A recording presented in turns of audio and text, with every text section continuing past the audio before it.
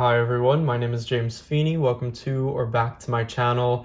Today I'm going to be sharing a tarot spread that I've designed so that you might be able to follow along or use the spread at home if it's of interest, or perhaps just save it for a time when you think it might work best for you.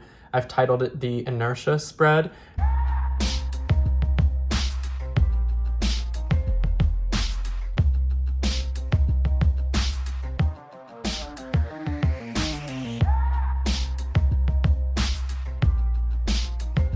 This is one that is going to be ideal for those looking to incite change in your life, potentially get out of periods of stagnation. If you feel like you've been in a bit of a rut, or you just need to spice things up, perhaps you have goals in mind but are having trouble getting motivated or taking action to move towards them, this is going to be a spread for you. I know we all go through periods where it can feel difficult to get ourselves going. I guess the idea of inertia comes in there. Once we are still or find ourselves in periods of stillness, it can be difficult to create movement and motivation. Likewise, when we are motivated, the ball is rolling and we can continue forward a lot more easily. So that's what this spread is really all about. So I'm going to walk through these positions in just a moment with a bit of a sample reading. A reminder that this is a sample reading. I do have a playlist of all the spreads that I've created and shared. I know in some previous ones, others have mentioned that they got insight or answers through my sample readings, which I think is great, but I just want it to be clear that this is a sample reading. It's not meant to be for anybody specifically. Although I may offer mild or simple interpretations on the cards, that's not truly the point. It's just to be able to showcase the spread itself and how it's supposed to function. So I'm going to be using this deck. It's a Marseille deck called the Midnight deck. I've been favoring it a lot lately. It's a lovely deck. It is out of print, but I know the creators in the process of making a combination, I guess, of a Rider-Waite-Smith and Marseille-based type deck. So stay tuned for that if you are interested. So we'll start right at the beginning. This is in the shape of an arrow. I do like my spreads to have a shape or a formation that is applicable to the meaning at hand. It's an arrow facing towards the right, and for me that signifies movement or moving forward. So the outer ones are going to come first. This spread does have a signifier that is optional. If you have a very specific goal in mind or something that you want to be working toward, you might, for example, choose a card to signify that goal. I suppose in a spread like this, perhaps if you are having difficulties and you're having trouble working through them and it's more about just getting through the tough time, you might choose the strength card. If it is a work-related matter at a job or finding a job, you might use the 8 of coins. There are an innumerable amount of options. You don't have to even use a signifier card. And if you'd like, perhaps pick a signifier card from another deck if you don't want that card to be taken out of the deck, so that way you can still have it as an option to come up in the spread itself. So that's the first thing. Now I will lay out the cards and describe the positions a bit better as we get going. So let's just do that. There are 7 cards in this spread, if you don't include the signifier, which I don't count as an actual spread position. 7 for me, and in tarot and in numerology, generally does speak to the idea of change, so I thought it was fitting. I like when my spreads have, one, a formation that works with the message, but also a number of cards that seems fitting with what it's meant to be helping us with. So give it a little bit of a shuffle.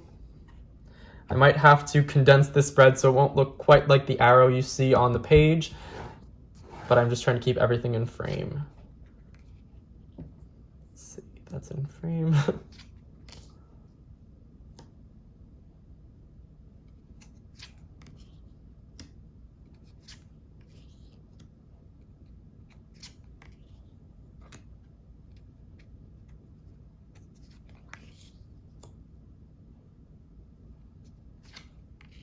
All right, not quite the arrow that we see on the page, but that's all right. So we'll begin with the spread positions. So let's make this all in frame. We've got the first spread position up here. I wrote this over here.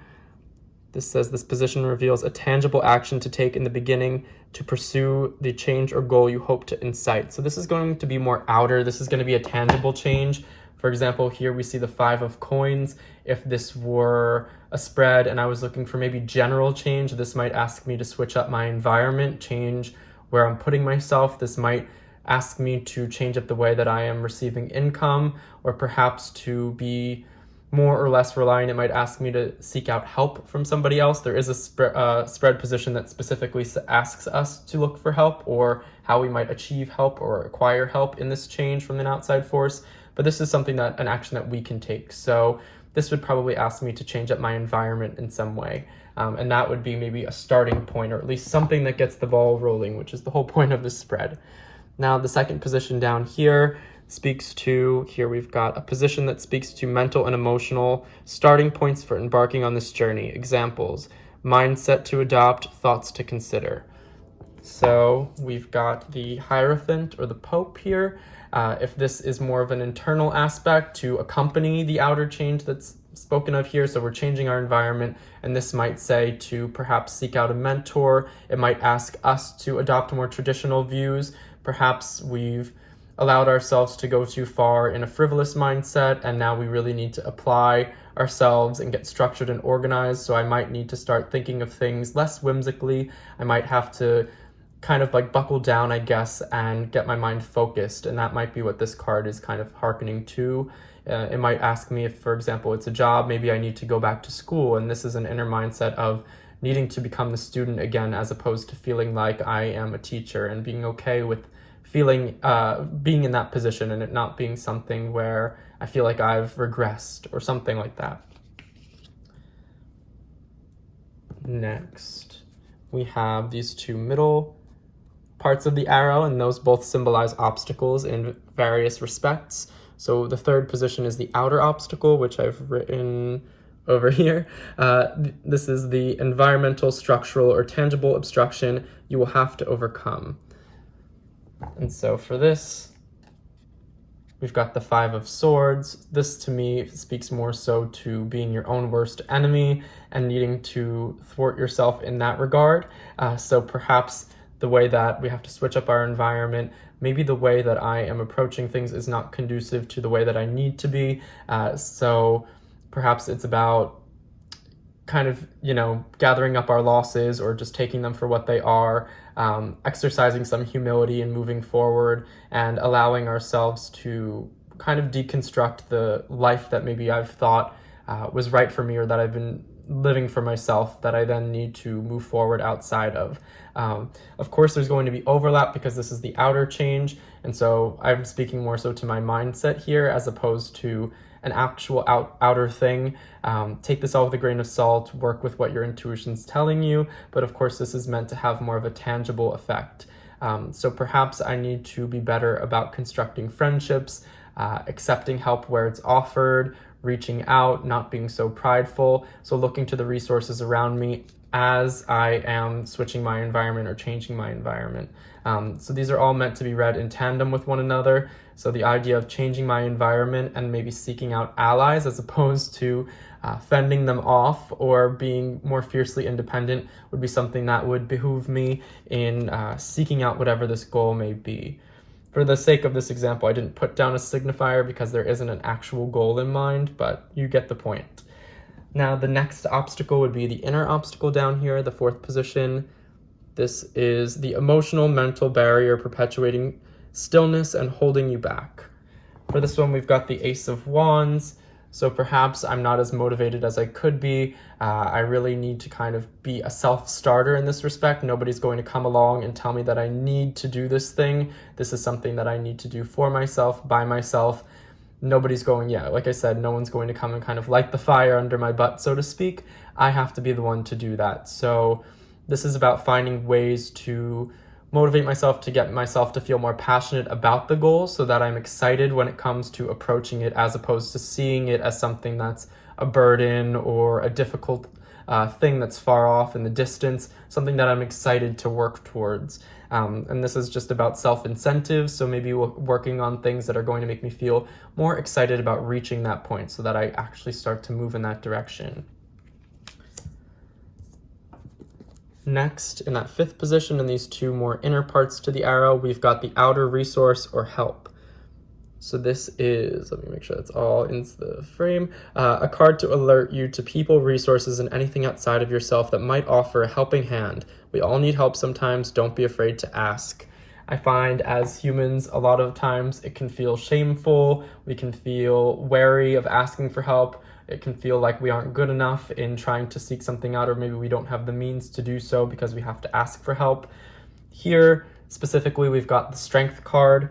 So this is about really the idea of viewing the help in a different light. In my opinion, this is about overcoming some perhaps shady, shadowy aspects of the self that have to do with the idea of help. I personally have difficulty asking for help and accepting help.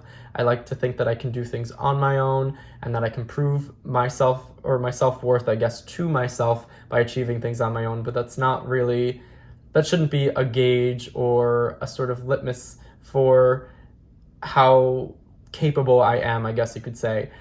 We are social beings. We live in a world where we are reliant upon others in various ways. I go to the store to get groceries, and the only reason I can do that is because people work at the grocery store, somebody farmed the produce there, somebody was in charge of shipping and getting it to the place where I then picked it up. So realistically, if we break it down, we're only as independent as we tend to believe we are, which is not in reality all that much. So accepting that help, overcoming that obstacle for myself. So it really is about, I would say, turning to myself in order to understand that I can ask for help and that those resources are available. As far as this maybe signaling to who can help, to who can help me, this one to me feels more structural. It feels more broad scope. So this would be maybe taking advantage of resources on a more societal level that are offered to the public in terms of perhaps it's funding, perhaps it's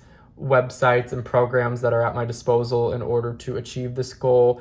So seeking those out and knowing that they're there for me. Next, down here in that 6th position, we've got the inner unknown truth. Where did I write that down? Here. The inner unknown, a superpower, emotion, or something you may not have previously considered. So this would be basically just something that wouldn't be as obvious. So this one might be harder to interpret. You might have to sit with the card for a while. If you feel like it comes straight to your mind right away when you see it, perhaps sit with it even a little bit longer, because the idea is that it's not supposed to be something that you would immediately think of. But here we've got the Ace of Swords. Again, this is one that you want to sit with. Nothing is immediately jumping out, so this might be one to come back to. If you're writing down your results, you might write, that this is the card that you got. You might write something preliminary, but this would be one that I would revisit more than I would say any of the other positions. So this would be maybe something that reveals itself as you're ongoing, that comes up along the way, perhaps. Of course, it's the Ace of Swords. We could think more traditional. We can think of what the card looks like in that regard. Overall, I would say, yeah, this is one that you might just want to come back to. And then at the end, we've got the outcome card. So let's see, where did I write that? For our 7th card, at the bottom. The culmination of your effort and an idea of what the outcome will look or feel like. Is it all you ever wanted? This is also, of course, it's meant to speak to what happens at the outcome. Say I was going into this and my goal was to find myself in a certain career position and how I want to get there. So I would like to find myself here. These are the steps I'm going to take, or how I'm going to get myself started and moving because it feels difficult or I'm not sure the first steps to take. And so this is where the action takes place. This is where I kind of actually think about the obstacles and difficult aspects that come along with this, I guess, aspiration. Over here, we start to look at things like outer resources, things outside of ourselves. So that's a little bit more transpersonal, along with the deeper aspects of ourselves. So this is where you go a little bit extra deep within yourself and a little bit farther outside of yourself. This is what happens when we reach that goal, or what it will look like or feel like when we get to that point. This is also not just meant to say, okay, I've reached the goal and this is what it will look like, but to make you consider if it's something you actually want. Say you get to the end and you're not a big fan of what this looks like, or upon consideration, it's not something you actually want to pursue. I think that's important to envision what the outcome of anything we want will be. That way, we aren't just chasing something that is not good for us. So here we've got the 10 of Cups. This would be, I guess, a sort of more stereotypical way of thinking of an outcome, the completion of a cycle through the number 10. Overcoming, I would say, some various other things rising above. in some regards, you might say, is this everything you ever wanted? Because you've kind of, the cup has tipped over. There's a bit too much going on. Is this more than I've bargained for in some respect? Emotionally, am I able to take on what this goal would then entail? That's something I need to consider. And if that's the case, perhaps it's time to go back to the drawing board and not embark on this goal. Just because I've done a spread that says that I'm interested in something doesn't mean I actually have to pursue it. But if you are and you do like what the outcome is, you know where to start, and that's the whole point of these positions here. So that pretty much sums up the spread. This is what it looks like. If you want to pause or zoom in or anything like that. I hope that this was helpful for somebody out there, and if you choose to use this, I would love to know how it went for you, and if you have any follow-ups, perhaps you use it. I'd love to know if it actually was something that helped you to get started. Like and subscribe if this was fun or interesting, and until next time, bye.